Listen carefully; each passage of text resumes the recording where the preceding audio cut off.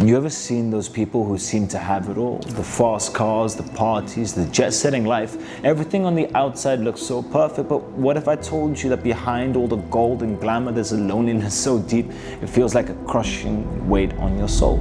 See, I'm that guy. I'm the one who sits alone in the Lamborghini, surrounded by everything money can buy, and still feel completely empty. This is a story on how I chase success, only to find out that success isn't everything. Sometimes it's just a fancy cage.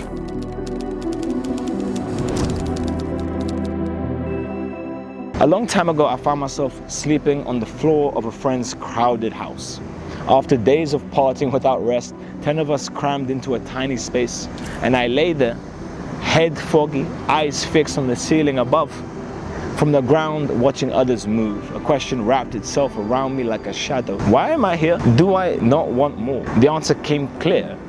I do. And with that fragile clarity, I decided that I needed to change.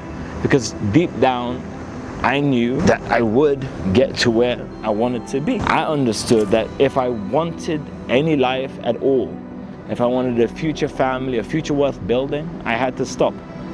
To stop pretending, to stop running around in circles. See, Nietzsche once said, "He who has a why to live can bear almost any how." My why was a life of meaning, stability, love, not just empty nights and borrowed happiness. And so I had to bear the how, the grind, the sacrifice, the loneliness. You see, I was the poorest amongst them. Always borrowing money just to keep up appearances, to join in when I could hardly afford it. And that was a show, a mask we all wear in one way or another. Humans have this deep need to pretend everything's fine, even when it's not, just so we don't feel further from belonging. I remember the quiet judgments in their eyes, not out of cruelty, but it's a silent reminder. I was the guy who couldn't keep up with the allowances, because allowance wasn't even a word in my dictionary. So as tough as it was, I cut them off. It was slow, like peeling away part of myself that I had thought defined me. Fighting my traumas and insecurities felt like sinking in quicksand. At my lowest, the darkest thoughts crept in so close that, I'll be honest with you, I considered ending it all. And I'm sure you know what I mean by that. But I held on. Months passed in silence. I stopped responding, stopped showing up. I threw myself into work, a busy escape from the pain, a hustle with no payout, a symphony of failure. I was alone at ground zero, but here's the paradox. When you're at the bottom, there's only one way to go, which is up. Stepping from 10K to 100K is just tweaks and systems. You have a rough map, you have a clue, but you see, before that you're lost in the jungle, alone under the canopy so thick, the sunlight barely touches the ground. You grope through shadows, unsure if the next step leads to salvation or an abyss. You don't know how the value of money works, why people pay, or how far your patience must stretch.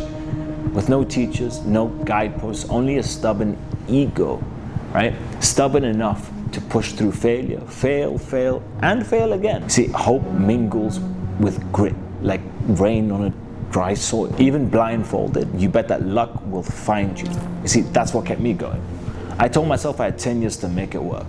I wasn't the smartest, I wasn't the quickest, but I promised myself and other people that I would outwork everybody. See, I had learned that 80% of businesses fail. So I was like, great. I only need 5 tries, one after another, and by the 5th, I'll be standing on the other side. Worst case, nothing changes. I'm still here. Nothing to lose, everything to gain.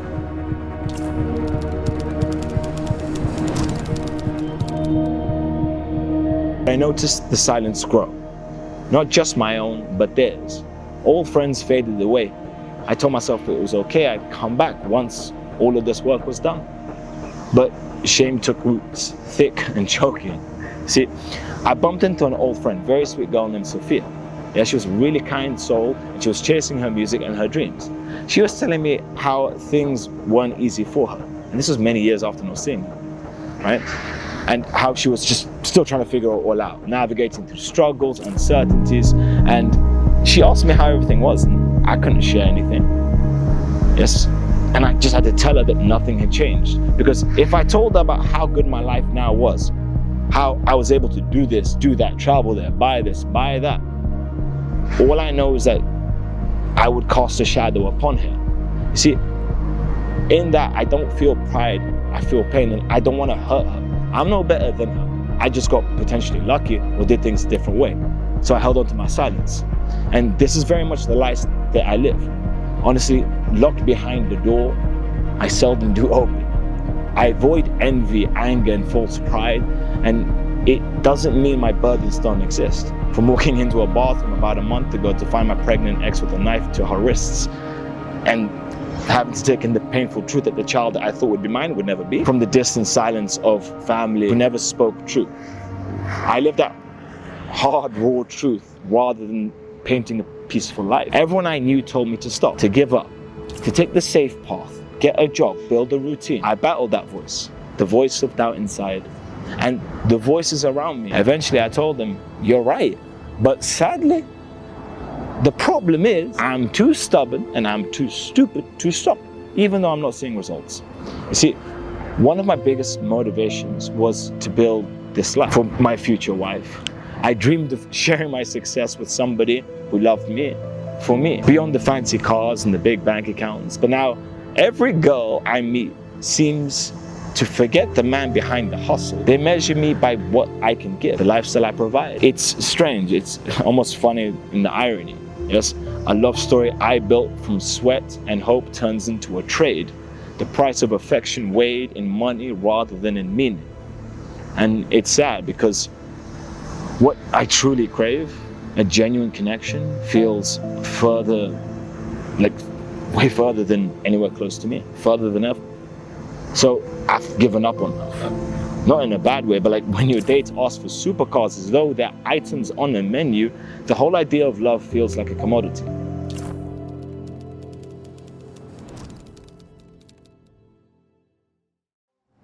You see, to grow, you need time. Years stacked on years, and with every step higher, you sacrifice parts of your life you once treasured. Memories, friendships, moments of joy, they slip away like sands through clenched fists. Because climbing means shedding weight, even when it's love or happiness that you share. I watched others who somehow, I don't know, they seem to have it all, and maybe I wonder, had I lost my way? Have I lost my way? Have I failed? It's a high chance that I've done it incorrectly, and maybe that's the case. But then I wonder, can anybody be truly great at everything? You see, the myth of balance, it feels distant. There's this famous guy, Imam Ghazi, he said the worst thing is to be alone in a Lamborghini. But here I sit in that Lamborghini alone, and I think he's wrong, because I'd rather be alone with no one by my side than surrounded by people and feel utterly invisible. You see, to me, that there is a much greater curse. Becoming the best, you see, it's going to demand a high price. It's like the story of the man who made a deal to gain unimaginable wealth, and his intentions were pure in the beginning. Who he was doing it for was pure in the beginning, but in doing so, he needed to lose, and he lost his family, his friends, and his peace. He got what he wanted, but everything he truly valued slipped through his fingers like smoke. And sometimes what you think you want will cost you what you need most. At the end of the day, I'm still searching, not just for success or love, but for something real in life. A connection that doesn't come with a price tag, a moment that isn't measured by likes or dollars. Maybe it's out there. Maybe it's waiting for all of us who feel lost in the chase, who've sacrificed too much for a dream that sometimes feels out of reach. If there's one thing I've learned, is that success means nothing if you're alone on your story. So I'm going to keep going, not just to build a life worth living, but to find a life worth sharing. Because no matter how bright the light, what really matters is who's standing beside you in the dark.